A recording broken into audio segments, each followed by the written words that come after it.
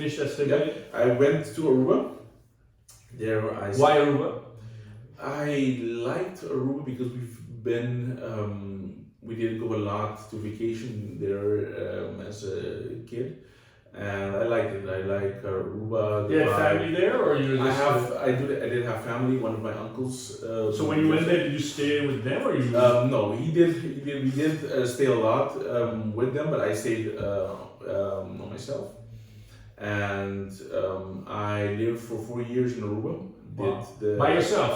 By myself. So that's, and you're like 19? I was at that time 17. So you're just a young teen and you're by yourself living in Aruba? Yeah, we did have the apartment where I was staying was behind a house. So the family there? The family there brought me to, because their kid was also going to the same university, so I went with them to school. Yeah. So that's how. What did you study there? I did business administration for 4 years, and mostly focused on business, because I always knew that you were going to. I wanted to do something in business. I like that, and I was thinking about becoming maybe an accountant or something in business. My dad is, like I said, in the accounting as well. So you've seen that. So because of that, I was I think also inclined to that. And I still do love numbers, but I'm not. I don't want to be only busy with numbers. So that's something that I did figure out pretty early on. So I like the business aspect of being able to being busy with finances of the business, but also looking at human resources side, thinking about strategy, how to strategize for the business, marketing as well. I like marketing as well, thinking about strategies and how to give the best service or product to the client. That's something that really is a passion of mine as well. And when you finished up at, where was it in Aruba? Which school did you go to? University of Aruba. University of Aruba. So you did the business administration from there. Yeah. Had you worked at all till that point, or is it all schooling? No, I did work, but during the summer, I had summer jobs at one of the. I did it at Web for a small period. I did it at Telbo. And also at BHM. Yeah. But that's behind the desk or something. That was doing copy work. We did. I was a copywriter. I think I was like 14, 15 years old. So I had to. I think it just let me do something just like environment to help a kid out with it. So I had to copy like 1,000 papers. It wasn't a fun job. Yeah, exactly.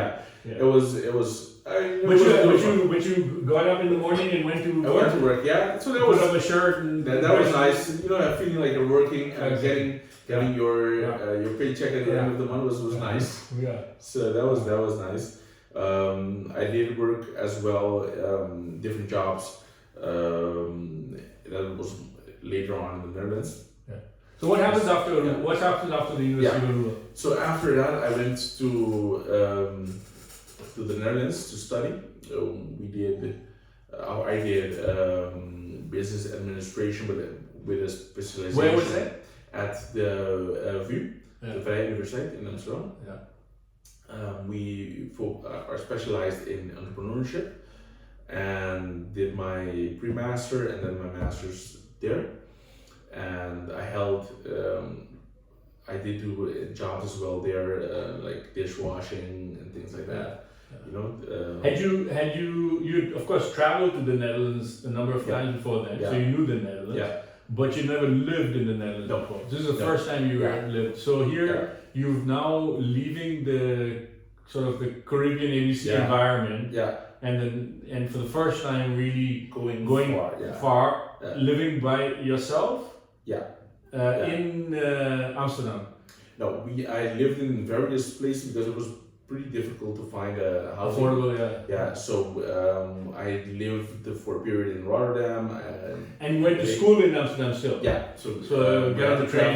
I had to travel. But the good thing was all of those times in Rotterdam and in The Hague, I lived right next to the train station, so it's pretty easy. Just hop on and Boom, get go off. directly. Yeah. And the train station ends up pretty close to the school, so it's just one ride mostly. Yeah.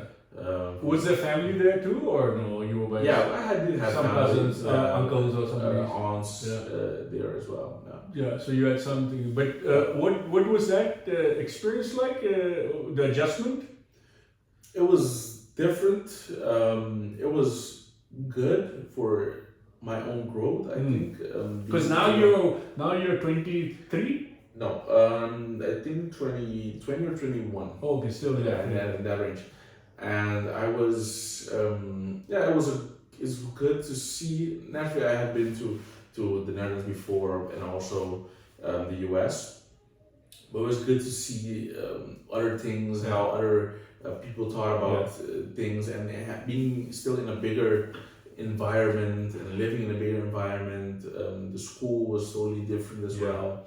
So it was a very good growth period for me as well. And I think that was the real, I remember that moment, a certain period in that right before I came back, that I got like a real drive, like I want to come back to it. I don't know if it was cold or what it was, but it was, I remember being at my, the home that we had, and being there and just looking up everything about Bonaire and while you were in the so the student housing that we have there, and I was just like looking up different things about Bonaire and thinking about ideas, and I've always had this like ideas, more business side of what I wanted to do I wanted to bring things that I know aren't here.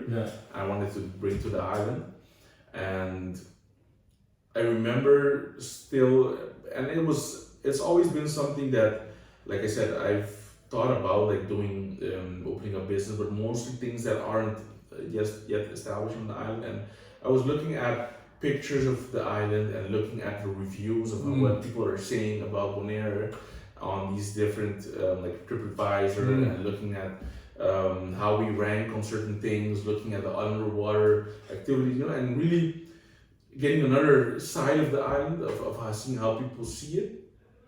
And a lot of YouTube as well. And I think I realized that this island is the potential.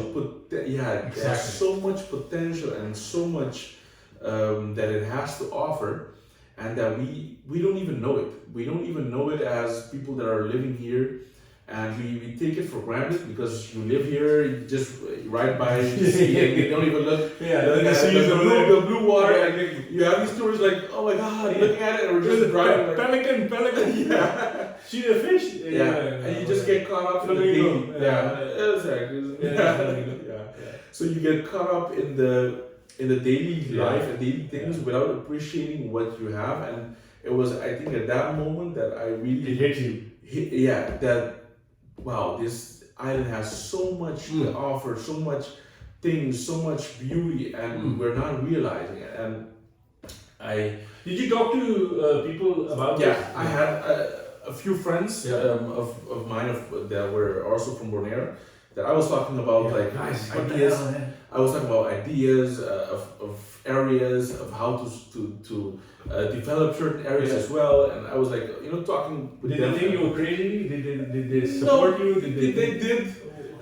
There he goes again with his dreams about Bonaire. Yeah, I don't think nobody thought I was crazy, but they did ask like, okay, how are you gonna do that, or how do you see certain things?